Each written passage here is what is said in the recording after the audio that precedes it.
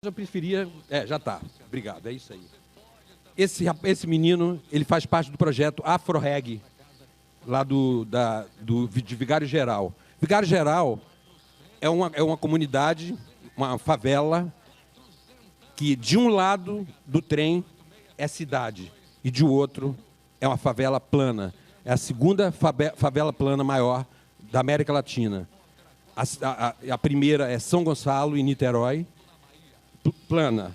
E a maior favela da América Latina é a Rocinha, que é linda, e estão tentando melhorar, o Rio de Janeiro está tentando urbanizar. Então, assim, me emocionou muito, assim, eu sou pisciano, estão falando em signo aí, eu sou pisciano, chorei ali, eu falei que bom que eu chorei ali sentado com as palavras dele, que senão eu ia estar chorando aqui. Então, eu queria falar para vocês, assim, como que eu cheguei fotografando o Afro-Reg. Isso foi um videoclipe feito por uma produtora de vídeo, e eu queria falar um pouco da minha história, como eu cheguei nisso. Por favor, esse menino é um dos discípulos de música lá, e o Afro-Reg tem tudo, tem capoeira, todos os instrumentos. Pode, por favor, passar a segunda foto. Essa é uma segunda foto de Sandra de Sá, uma foto bem-humorada, de outro videoclipe. Isso eu estou mostrando para vocês, mas eu quero falar um pouco de como foi que eu cheguei ali. A terceira foto é de uma baiana. Ivete Sangalo. Pode passar, por favor. Senão o nosso tempo... Ah, não, então pulou aí errado. Pode, desculpe. Era foto 3 aí. Ivete Sangalo. Esse trabalho com videoclipes, é feito todo com iluminação contínua, não é flash. Vocês notam que na perna dela, aquela luz ali não é só do sol. Tem um refletor que está iluminando.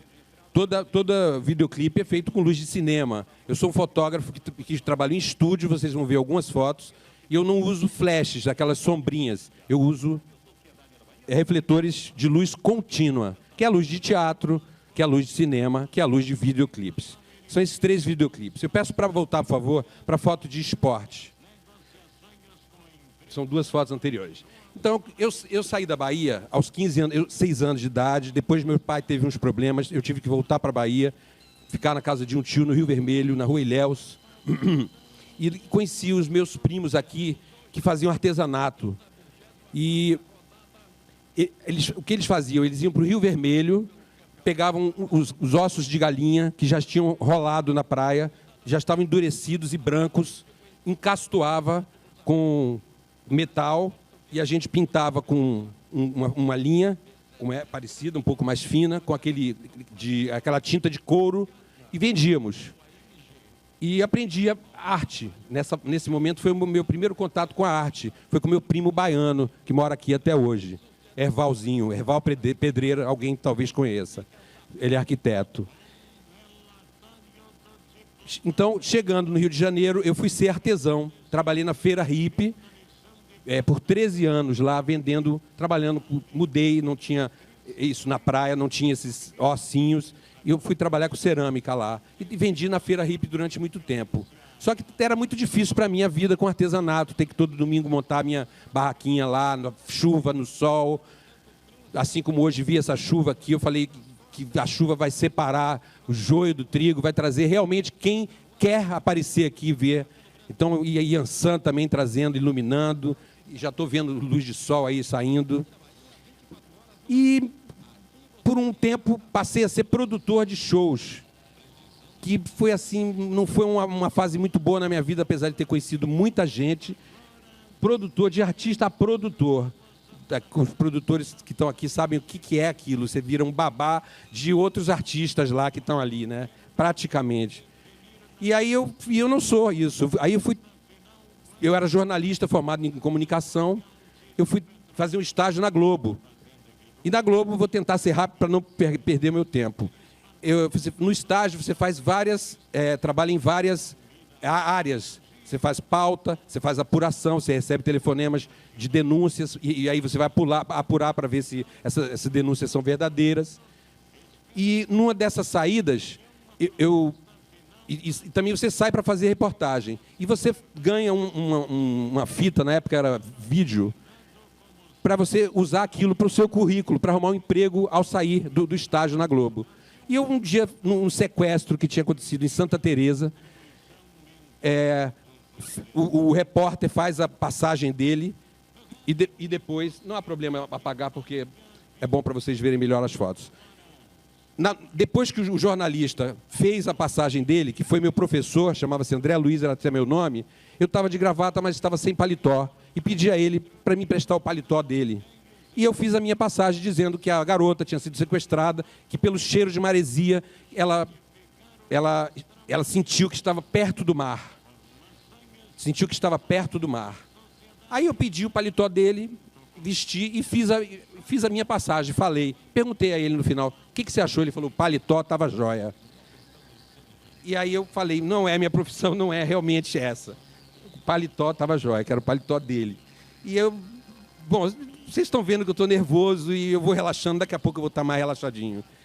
E aí, dali, da Globo, daquelas instalações maravilhosas, de vidro, edições, aquelas salas de edição de vídeo maravilhosas, ar-condicionado, eu fui trabalhar no Jornal dos Esportes, em cor-de-rosa, que eu ganhava R$500 por mês e ainda colocava 400 no começo, eu ainda colocava a minha câmera na roda mais, eu ganhava aquilo ali, mas aquilo ali foi a minha escola como fotógrafo.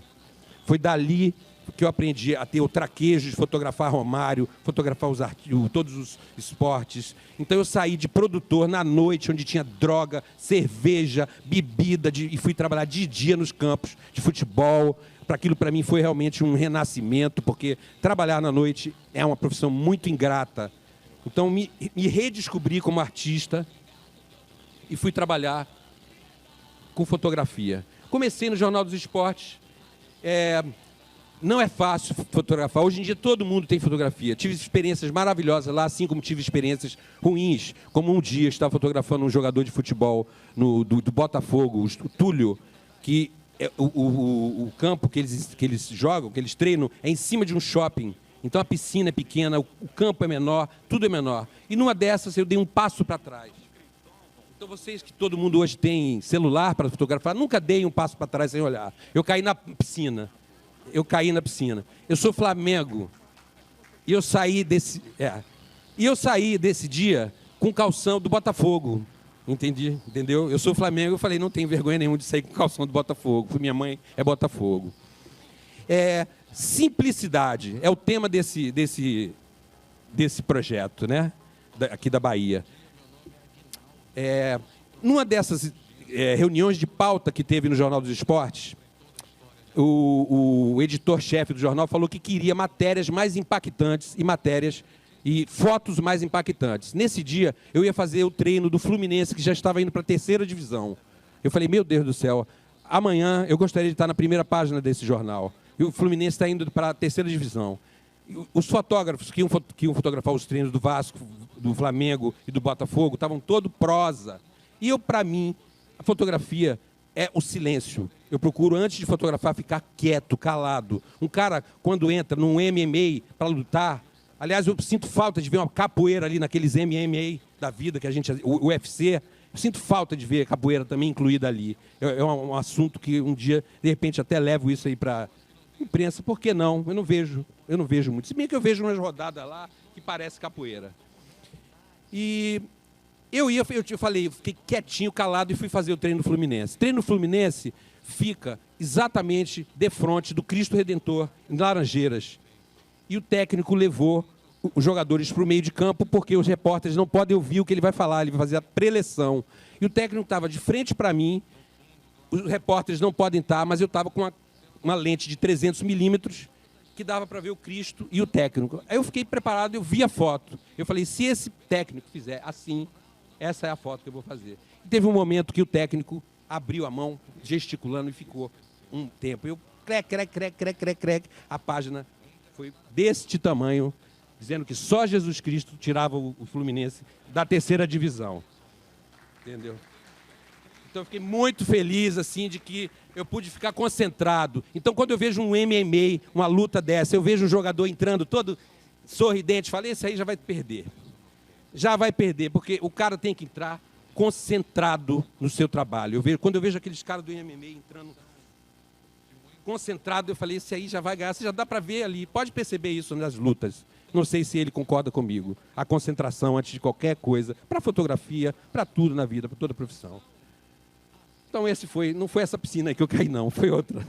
Então, por favor, pode passar. Esse é o meu segundo projeto. Eu deixei o primeiro para depois, porque foi um projeto que virou livro, que eu expus aqui na Bahia também, aqui no Pelourinho, no Centro Cultural dos Correios. Esse projeto foi para o MAN da Bahia, chama-se Arquitetura do Medo.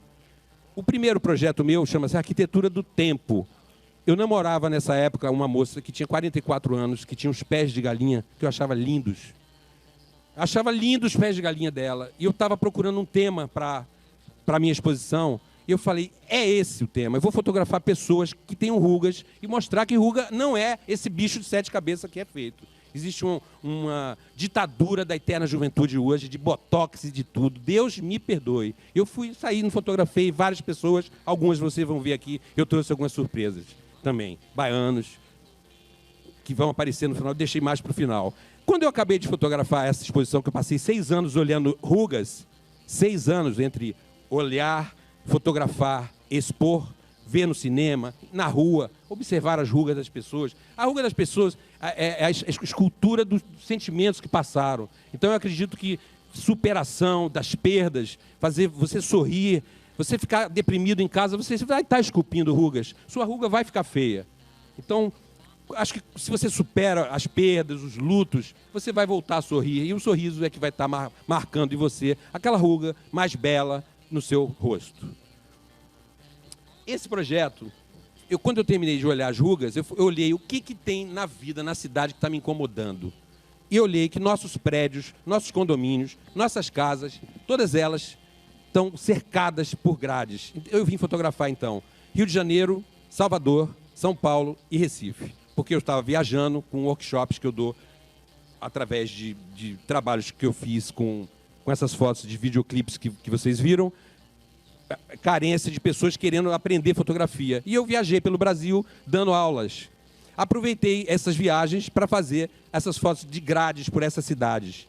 Então, nós vivemos hoje reféns do medo, um medo que a mídia coloca. A violência, ela existe sim, mas a mídia aumenta muito, provocando síndromes de pânico, pessoas comprando remédio porque estão com síndrome de pânico. Eu não deixo de sair na rua por causa disso. Mas tem muita gente que eu sei que fica trancado dentro de casa, nos seus condomínios, com a falsa sensação de liberdade, de proteção, com grade. Porque se o cara chegar armado, não vai ter grade nenhuma que vai salvar ele. Então, o que tem que ter é uma mudança, uma vontade política de mudar tudo isso.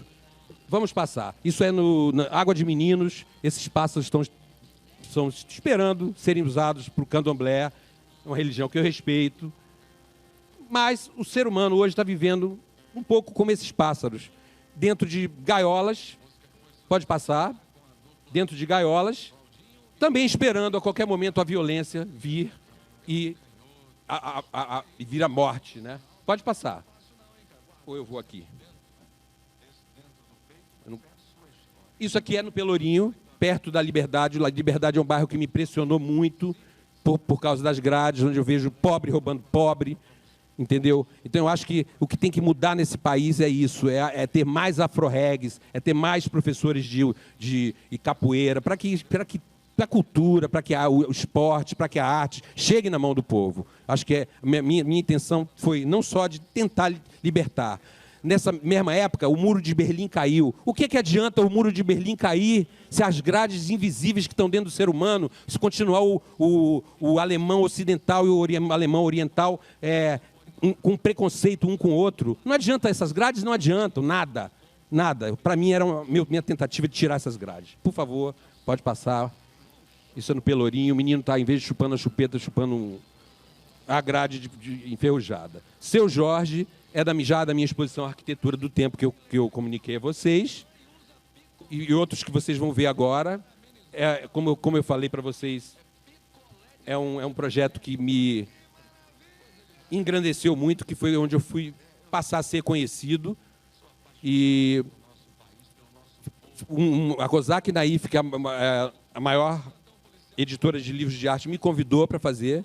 Fotografei Maria Bethânia, que foi uma pessoa que, quando eu estava fotografando, eu falei para ela que a minha intenção era mudar, reverter essa ideia que as mulheres, principalmente, têm das suas rugas, esse medo. Então, o problema não é a quantidade de rugas, é a qualidade da sua ruga, é saber envelhecer com alegria e esculpindo no seu rosto. Então, esses dois projetos, o da violência, das grades, mostra o medo da sociedade da violência, ou seja, o medo da morte. E nesse segundo projeto, pode passar, por favor, a segunda foto, é o medo da ruga, o medo de envelhecer, que também é o medo da morte, que também traduz o medo da morte. Então, vamos passando, misturando, né? Isso aqui também é no Pelourinho. Parece que esse cara está dentro de uma prisão, mas ele está dentro da casa dele. Pode notar que o cadeado está por dentro. Então, é uma das fotos que eu acho bastante expressiva.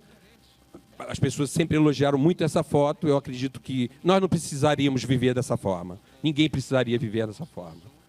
Embora eu acho que a pior grade ela está dentro de você mesmo, no seu coração. Pode passar, porque já estão ali me cobrando minutos. Isso é em Ipanema, esses prédios todos da Vieira Soto não tinha nenhuma grade. Hoje, todos os prédios têm grades, têm seguranças. Só se apagar a luz de serviço daqui. Aí vai melhorar ali. Já está terminando o meu tempo. Se apagar essa luz ali, essa de cima, mas agora o tempo está... Sim, está sendo gravado, isso vai para a internet. Então, pode passar, porque nós temos o tempo já encerrando. E quando eu estava voltando, quando eu estava entrevistando, fotografando Maria Bethânia, eu disse que eu tinha vontade de que as mulheres, principalmente, modificassem o seu conceito sobre as suas próprias rugas, aceitassem a idade, a velhice, as rugas. E Maria Bethânia disse para mim que achava que eu não ia conseguir, não, que as mulheres estavam realmente pressionadas pela sociedade. Tem gente que fala, troca uma de 50 por duas de 25, e a vida não é bem assim, não é verdade? Então, Maria Bethânia me disse isso, e eu pude, graças a Deus, quando fiz a minha exposição, várias mulheres escreveram no livro que tinham modificado o seu conceito sobre as suas próprias rugas. Eu cheguei a encontrar... Logo que lancei o livro, encontrei numa livraria, fui perguntar se tinha o livro, aquela coisa narcísica mesmo do artista, fui perguntar se tinha o livro, uma moça falou, tem esse rapaz, ele levou os últimos 2. E aí perguntei, mas por que você está levando 2? Ele falou, vou levar um para mim analista, porque eu estou preocupado com a minha idade, de ficar velho, e aquilo ajudou também. E várias mulheres também. Então, se eu tivesse conseguido fazer isso com uma mulher, eu já estaria contente, mas várias consegui modificar esse processo de medo desse envelhecimento. Está acabando, vamos passar rápido agora, porque já acabou o meu tempo, para chegar na foto mais dramática, onde eu encerro. Essa é uma das fotos, não é essa mais dramática, muito pelo contrário, esse é o nosso querido Dorival, que eu peguei ele já no final. Esses são fotos dos meus workshops, que eu aprendi essa iluminação fotografando cinema, Opaió, eu fui fotógrafo do Opaió, minha irmã é Monique Gardenberg, que é diretora do Opaió, e eu fiz o trabalho de estilo ali, que é um trabalho árduo, e eu aprendi com diretores de fotografia de cinema, diretores de fotografia de videoclipes e teatro. Foi onde eu aprendi a fotografar com luz contínua. Vamos passando, já está acabando, faltam 2 ou 3 fotos. Tem uma foto agora bem picante, essa foi para as mulheres, essa é para os homens. Então, a foto de um mundo artístico onde eu visto, é simples essa fotografia. Fotografar em estúdio é simples. Eu tenho ali apenas um refletor de um lado e um refletor de outro. Podem reparar que a luz no braço dela bate de lado, no meio do braço está escuro, a luz vem do outro lado, a frente do corpo mais escura. É simples, simples, a vida é simples. Eu era um artesão, não estou denegrindo artesão de jeito nenhum, eu adorava a minha profissão. Hoje sou fotógrafo, estou ficando reconhecido no Brasil, fui convidado ao TEDx para fazer a minha palestra. Comecei nervoso, mas já estou bem mais relaxado. E a última foto é dessa senhora que vive no Retiro dos Artistas. É uma bailarina, uma dançarina húngara, bem velhinha, e se pintou, você veja que ela está com unha pintada, anéis, e ela é linda, linda, linda de morrer. E eu perguntei a ela se ela gostava de viver no Retiro dos Artistas, que é o Stepan Essessian, que é hoje o diretor lá. Ela virou-se para mim e falou assim: eu gosto muito daqui, mas me dá um pouco vinho. Ela gosta de tomar um vinhozinho e dá um pouco vinho a ela. É isso, a minha palestra era essa. Eu agradeço a presença de vocês, agradeço a organização do TED.